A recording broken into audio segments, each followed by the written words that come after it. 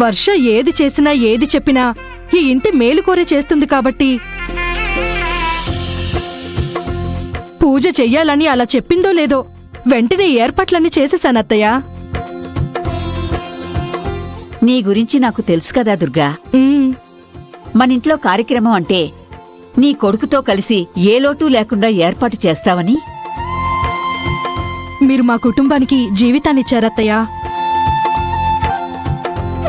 ఈ మాత్రం చూసుకోకపోతే ఎలా?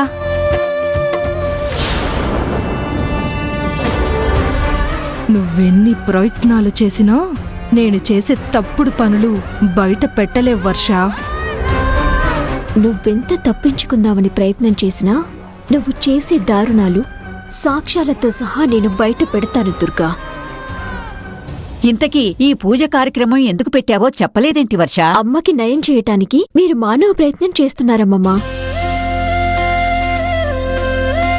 దానికి దైవం కూడా తోడైతే అమ్మ ఇంకొంచెం తొందరగా కోలుకునే అవకాశం ఉంటుంది అనిపించింది.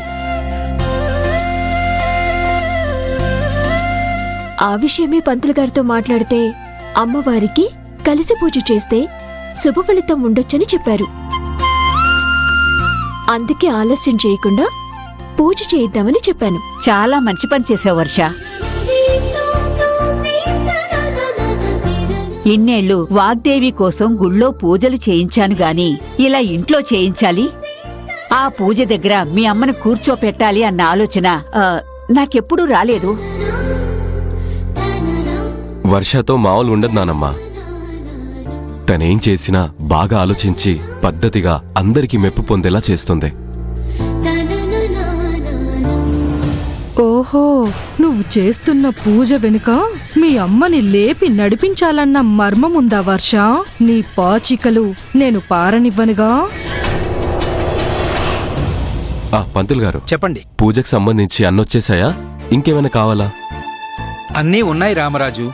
ఇక పూజ మొదలు పెట్టడమే. రే రామరాజు, వెళ్ళి మీ అత్తయ్యని తీసుకుండ్రా. సరే నానమ్మా.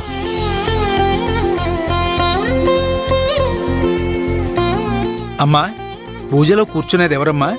కన్నతల్లి కోసం పూజ చేయిస్తున్న నా మనోరాలు వర్షాని ఈ పూజలో కూర్చుంటుంది. అమ్మా, వచ్చి కూర్చోండి.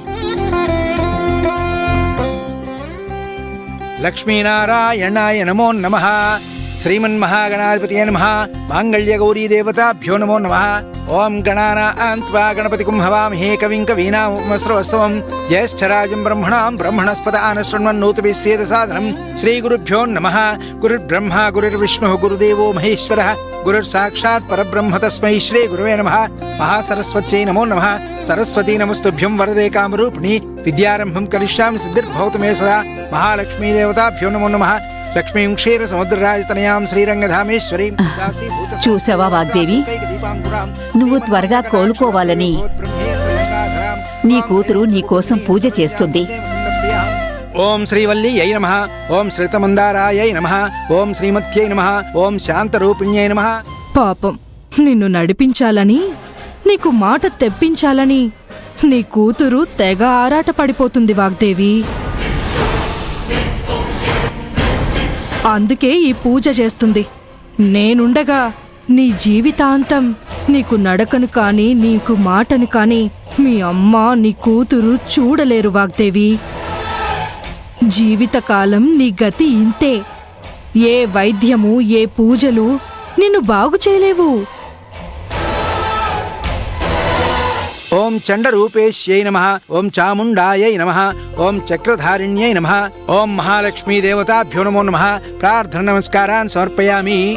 అమ్మా, నీ సంకల్పాన్ని నీ మనసులోనే అనుకొని అమ్మవారికి దండం పెట్టి చెప్పుకో అమ్మా.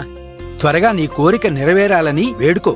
ఓం హిరణ్యవర్ణాం హరిణీం సువర్ణరజత సృజాం చంద్రాం హిరణ్మయీం లక్ష్మీం జాతవేదో మమావహ తాం ఆవహ జాతవేదో లక్ష్మీమనుపగామినీం యస్యాం హిరణ్యం విందేయం గామశ్వం పురుషానహం అశ్వపూర్వాం రథమద్యాం హస్తినాద ప్రబోధిని. అమ్మ జగన్మాత, నేనిక్కడికి వర్ష ఆశయం నెరవేర్చటానికొచ్చాను. కాని ఇక్కడికొచ్చాక దుర్గ వల్ల వాగ్దేవి గారికి ప్రమాదముందని, తనే మంచాన పడేలా చేసిందని నాకు అర్థమైంది. వర్ష తిరిగి రాదు కాబట్టి తనకి ఏ అపాయం కలగకుండా కాపాడటం కూడా నా బాధ్యతే.